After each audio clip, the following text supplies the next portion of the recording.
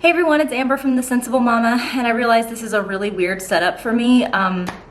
Yesterday here in Georgia, we thought we were going to be given a mandatory shelter-in-place order, and not knowing what that was going to look like, I just snatched up everything from my office that I thought I might need and took it home with me, and then it turned out we didn't get that handed down to us. And I came back to the office today not realizing that I had taken everything, including my tripod, back to my house. So I don't have a tripod. I have my camera like precariously fashioned to my ring light. It could fall any minute. I don't know. Today I want to try to keep some measure of routine, and so I feel like doing a 5 Ways Wednesday is probably a good way to do that. But of course I don't really have, I'm not going to be packing up a bag 5 ways because none of us are really packing up bags that much anymore.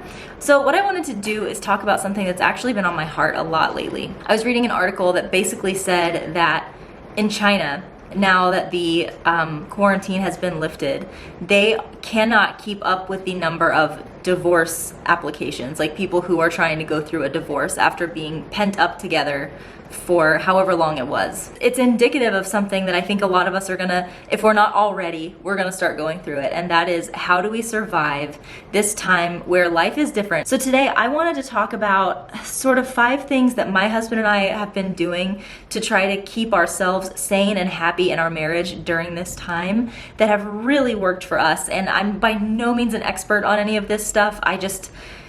My husband and I both are business owners. We both have young businesses, and we also both have young kids. And this whole new normal thing has been a little scary for us, and it has required for us to adapt and to be a team and work together and figure out how to make sure that we both escape this with our marriage and our sanity, our children healthy, and our businesses still intact. One of the things that I think has been most important, and it took me a long time to get here, was really coming to grips with and understanding each partner's feelings and anxieties or fears or lack thereof of the coronavirus, and understanding what each spouse sort of needs during this time. For me, I have always felt like I just had a very level-headed, kind of sensible, middle-of-the-road approach to this. But my husband, from before coronavirus had even made it to the United States, my husband was already getting uncomfortable and worried and anxious. And it's really taken me a long time to get my head around just how stressed out and anxious he is about this. And I think from all these articles that I was reading a couple of weeks ago,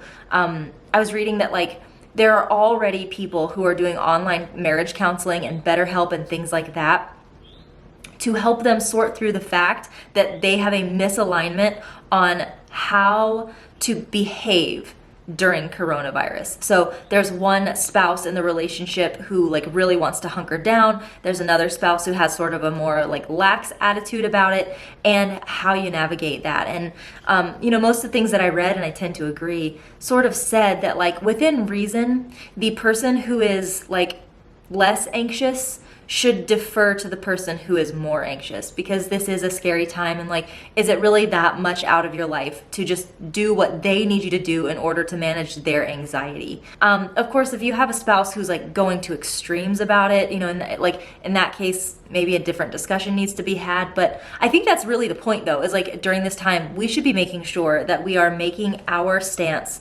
clear on what we think is safe and appropriate during this time, and making sure that we as a couple are on board. So for me and my husband, that looked a lot like deciding who's going to be going out and doing the grocery runs.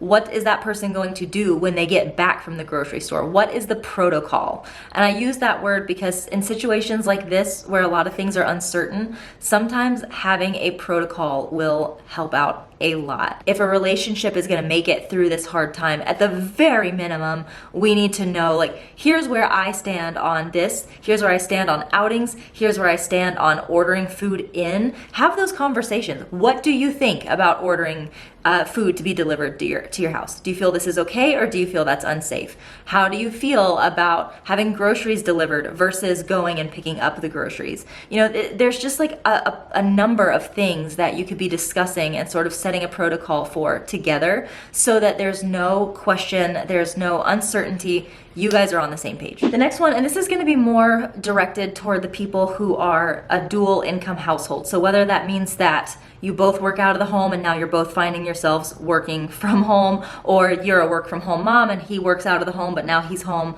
So I'm coming at this from sort of our perspective on this one, but in our case, like, again, I work half from home, half from my warehouse, and my husband works out of the house all the time. And one of my biggest fears when all of this went down, okay, this is definitely crooked now, but I just had to run to the door for something. It sounded like someone was coming into my warehouse. This is crooked, I can't fix it. It is what it is. Anyway, my biggest sort of fear was that now that my husband is working from home, he's going to think that he just gets to hole himself up in the house and I'm gonna take care of the kids who are now home with us as well. And like my self-satisfaction with my job and the actual like health of my business are going to fail because of this. I was so worried. And I just can't give enough praise to my husband for just immediately deciding. Like, he came downstairs on like day 3 and he said, we're gonna need to have a schedule. We're gonna have to know who's doing what during what times, and we're gonna need to share the child raising situation. One of the best things that you can do is for you guys to decide together what is the best blackout times. Like, these are my blackout times where I'm needing to be working without interruptions, where I need you to be full on with the kids, and then the other spouse says, all right, great, I will be on during that time, but during these times I need to be working. And I think that this might also require having a conversation with your employer as well, talking to your employer about saying, like, I may need to be working some non-conventional hours for a little while. I may be not available from 9 to 12, so don't schedule me for any meetings or anything like that during that time because I'm watching the kids. And again, I don't want to sound out of touch with what people's lives are like. I know I've been running my own business for almost 4 years now, but I do remember working in corporate America. And I know that you might not have as much flexibility to be able to say, like, these are the hours I'm on and these are the hours that I'm off. But I would strongly suggest to you to have that conversation with your employer as well, and ask your spouse to do that too, to say, like, I'm gonna need non-conventional hours so that we can both work. If you're a stay-at-home mom and life hasn't changed that much for you in the regards that, like, you just are with the kids all day long, but now your husband is working from home, I still think that it could be important for your husband, because I think we all could say that probably now that they're working from home, I'm just gonna throw it out there, that they might not be working that entire time like they would be when they were at the office. They're gonna be coming into the kitchen to get something to eat. They're gonna be distracted by things. It happens when you work from home. So I think that an important thing to discuss as well is, like, hey, listen, if you're working from home now and you're gonna be here, I'm going to have to be constantly hyper vigilant of the children interrupting you or being loud when you're on a call or something like that. I'm gonna need some breaks, like some actual breaks, even if it's at 5 o'clock when you clock out. Like, you can't just let everything bleed into working from home now, so that, like, you get done with work and you just come and sit down on the couch and I'm still with the kids. At least if you two can come together and decide on a schedule that works for you both, where you've got coverage for the kids and you both feel like you're getting enough time to get your jobs done, that starts with you guys having that conversation together and then going back to your workplace and saying, this is what I need. Maybe you can get it, maybe you can't, but at least you and your husband have tried first to get on the same page. The next thing, as we all get adjusted to everyone being home all at once, is give and take with the parenting. And I'm speaking from my own personal experience here. My husband is now working from home, and that means he's seeing a lot more into our day-to-day lives than he's ever seen before. And what he and I are learning is that he has a much lower threshold for what is safe than I do. As an example, I sometimes let the kids jump on the couch. We take the cushions off, we put them on the floor, and the kids kind of bounce on the couch down onto the sofa cushions. And I'm learning now that Charlie thinks that is very unsafe and he doesn't want the kids doing it. And the first time he saw it, he came into the living room and disciplined them. And I was like, whoa, you can't yell at the kids about that and you can't be mad at me. This is what we do every day. So in light of all that, there's going to have to be some give and take. It means that in my case, I'm going to have to, first of all, make Charlie understand that there are parts of our day that are just not negotiable. This is what we do every day. It's part of how I keep the kids busy and entertained.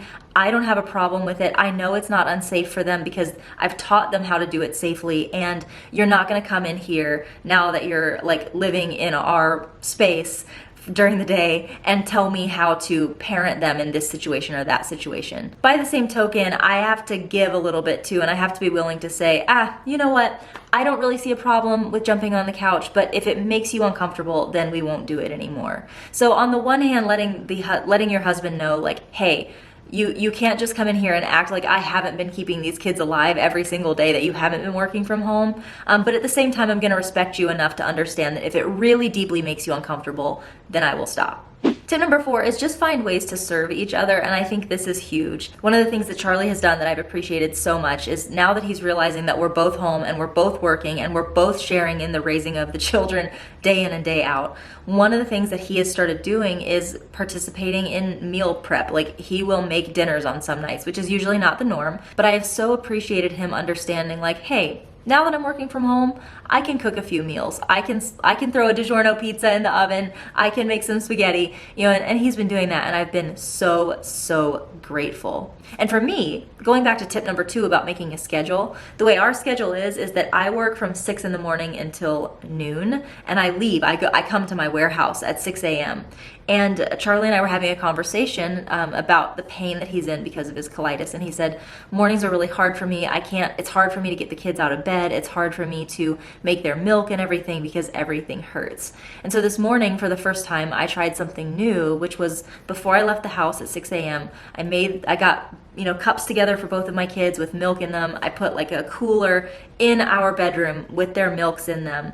I brought my husband's into, he has like an eye-rollingly complex system for making his coffee, but I brought all of it upstairs, got it all ready for him, where literally all he had to do was turn on the kettle. We have like a self-heating kettle, and it was all prepared for him. And it's little things like that that I think are gonna help us get through this time of just showing each other, I see you, I have compassion for you, I'm understanding what elements of this are hard for you, and I'm gonna try to show up for you in those moments. The last one, and I think this would be probably common sense, but it's try your best to maintain some sense of normalcy in your marriage. And what I mean by that is, back before all of this started, there was a pretty, there were times during the day where you didn't see each other for most of us. And then there were times of the day when you did. And it's easy when everyone's working from home to just kind of feel the need, we're all here, maybe we should all be in the kitchen, or maybe we should all be sitting in the living room. I just think that for us, it's been really important to realize, here is our time apart from each other, making that separation for a little while, scheduling that time, saying we don't have to be around each other just because we're both in this house. And also scheduling time together. You can still have date nights while you're sheltering in place. You can still make a dinner together, pick a movie, sit down and watch it together. And I just think it's gonna be important to do that and not just let our togetherness seep into everything during this time. I think that's the fastest way to catapult us into get out of my face territory really fast. So this video got away from me. I feel like I just talked way more than I wanted to. I'm gonna spend some time editing this video today and get it up for you, but I hope you found this helpful. Hope it doesn't sound preachy. I'm really just trying to share the things that have been useful for us and that I have found are helping. Of course, if you have any tips, add them in the comments below. I can see that you guys not just watch my video, but you read each other's comments, because I see people liking people's comments and whatnot and replying to each other. I love that sense of community. So make sure if you have a great idea, leave it in the comments so that someone else can benefit from that as well. I'm not the only one around here with good ideas related to this whole mess. Love ya, mean it, always, mwah, and I'll see you in the next one.